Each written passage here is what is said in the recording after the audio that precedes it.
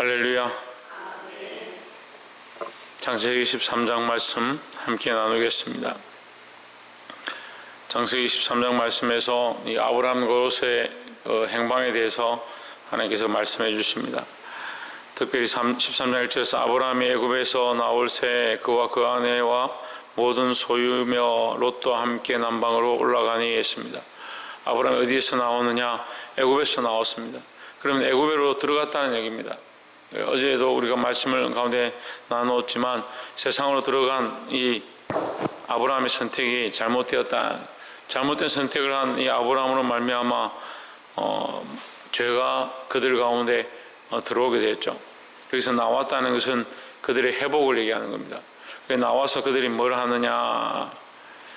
4절에 그가 처음으로 단을 쌓은 곳이라 그가 거기서 여호와 이름을 불렀더라 했습니다. 그들이 나와서 어디를 갔냐면 베델에 갔습니다. 그래 야곱도 돌아와서 다시 그 베델에다 단을 쌓고 하나님의 이름을 부르고 거기서 예배를 드릴 때 하나님께서 그에게 온전한 회복을 허락하십니다. 이 아브라함도 베델에 돌아와서 그가 하나님 앞에 여호와의 이름을 부르고 그 앞에 제단을 쌓았습니다. 우리는 다시 하나님 앞으로 돌아와야 합니다. 다시 하나님의 이름을 불러야 합니다. 우리가 매일 부르고 있는데 뭘 부르느냐? 날마다 새롭게 불러야 하고 우리의 마음과 생각들을 하나님께로 다시 맞춰야 합니다. 다시 하나님께로 돌아오고 다시 하나님의 이름을 부를 수 있는 저와 여러분 되기를 주의 이름으로 축복합니다.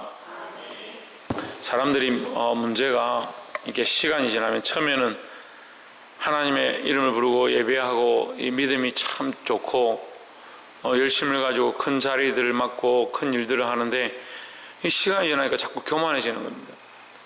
참 교만이 문제고 사람이 교만이 아니면 재물이 아니면 육체의 정욕에 이렇게 빠지게 되는 그런 모습들을 봅니다.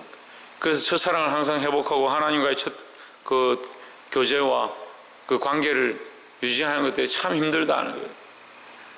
우리가 나아갈수록 이 평안하다, 여기가 좋다, 머물러 있는데 멈추지 않고 성장해 가기를 소망합니다. 그래서 성장해 가는 방법이 뭐냐? 하나님의 이름을 부르는 겁니다. 이 하나님의 이름을 부르고 다시 회복되어지기를 주의 이름으로 축복합니다. 두 번째는 8절에 아브라함이 롯에게 이르되 우리는 한 골육이라 나나 너나 내 목자나 서로 다투게 말자. 내 앞에 온 땅이 있지 아니하냐? 나를 떠나라. 내가 좌하면 나는 우하고 내가 우하면 나는 좌하리라.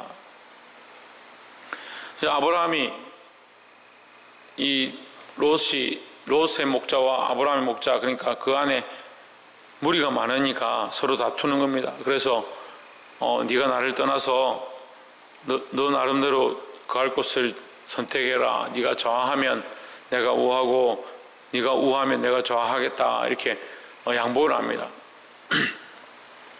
양보를 하면 롯은 뭘 선택해야 되냐면 하나님을 선택해야 되는 거예요. 우리가 선택할 때에 이 성경은 선택의 연속인데 선택할 때 어떻게 하느냐? 하나님께 묻는 겁니다. 다윗과 사울의 차이가 뭐냐? 크게 묻는다면 사울은 은혜를 알고 하나님 알았지만 하나님께 묻지 않습니다. 다윗은 어리고 연약했지만 하나님께 묻습니다. 여호수아의 장점이 뭐냐? 어떠한 일이 있어도 하나님께 먼저 물었다라는 거죠. 우리는 하나님께 묻는 자들이 되어야 합니다. 롯이 하나님께 묻지 않습니다. 뭘 의지하느냐? 10절에 이에 롯이 눈을 들어 요단들을 바라본 적 했습니다. 뭘 의지하냐면 자신의 육체의 강건함을 의지합니다.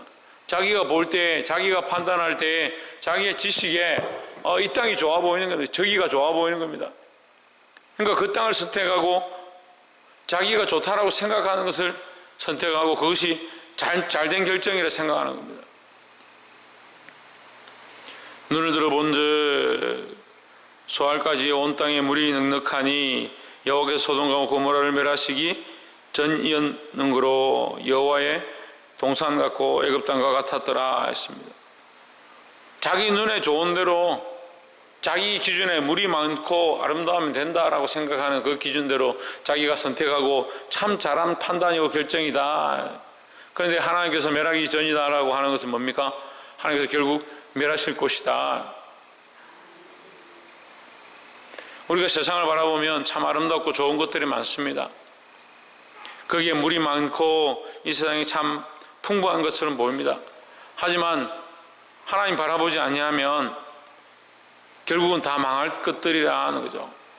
우리가 세상을 바라보고 세상의 아름다움에 취하지 말고 그런 인간적인 시각들에 빠지면 안 된다라는 거죠. 이 영적 시각을 회복하기를 소망합니다. 그래서 우리가 중요한 것을 결정할 때 하나님께 먼저 묻고 하나님께 먼저 부르짖는 저와 여러분 되기를 주의 이름으로 축원합니다. 마지막 세 번째로 15절에 보이는 땅을 내가 너와 내 자손에게 주리니 영원히 이르리라 했습니다. 롯이 떠나고 하나님께서 아브라함에게 이 약속의 말씀을 허락하십니다. 뭘 허락하느냐? 땅을 허락하고 16절에 내가 내 자손으로 땅의 티끌 같게 하리니 사람이 땅의 티끌을 능히 셀 수 있을진데 내 자손도 세리라 하십니다. 땅을 허락하고 사람을 허락했습니다. 하나님 앞에 하나님께서 그냥 무작정 너희 자손을 많게 할 것이다 이렇게 하는 것이 아니고 동서남북을 살펴봐라. 네가 바라보는 곳만큼 내가 너에게 줄 것이고 너희 자손을 땅의 티끌과 같이 많게 할 것이다. 그 땅도 주시고 자손도 주겠다. 그 하나님께서 그 모든 일들을 책임지고 인도하시겠다 했습니다. 우리를 구원하시는 하나님께서 예수님을 통해서 우리에게 말씀하십니다. 내가 가서 저소를 예비하러 간다. 너희는 마음에 근심하지 말라. 두려워하지도 말라. 하나님께서 너희가 거할 곳, 거할 곳을 예비할 것이다. 계시록 말씀에 그 예비한 곳이 새하늘과 새 땅이 하늘에서 내려온다 했습니다. 누굴 위해 예비하냐? 우리를 위해서 예비하는 겁니다.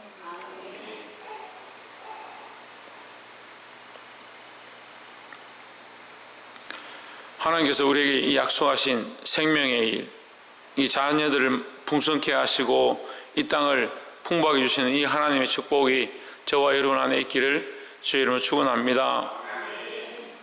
17절 너는 일어나 그 땅을 종과 행으로 행하여 보라. 내가 그것을 내게 주리라. 18절 이에 아브라함이 장막을 옮겨 헤브론에 있는 마므네 상수리 수풀에 이르러 그하며 거기서 여호와를 위하여 단을 쌓았더라 했습니다. 이게 단을 쌓는 것은 하나님의 이름을 부르고 하나님 앞에 회복되어지는 것도 얘기하지만 하나님의 언약의 모습입니다. 하나님께서 그에게 말씀하셔서 그에게 그가 단을 쌓았다. 그 하나님과 나 사이에 그 약속을 세웠고 하나님 나에게 말씀하셨구나 하고 그 표시로 단을 쌓는 겁니다. 그게 언약의 증거입니다. 언약의 증거. 하나님이 역사하신 것을 볼 때 거기 단을 쌓는 겁니다. 아브라함이 이삭을 하나님 앞에 드리고 거기다 단을 쌓습니다. 그게 언약의 증거입니다. 내가 다시는 이것으로 너희를 멸망치 아니할 것이다. 이 언약의 증거로 무지개를 주셨던 것처럼 언약의 증표로 단을 쌓는 겁니다. 하나님께서 그들에게 축복하고 부흥을 주시고 자녀들을 풍성케 하겠다 그 약속하셨던 것처럼 우리가 이 언약의 증거를 붙잡고 믿음으로 살기를 주의 이름으로 축복합니다. 기도하겠습니다.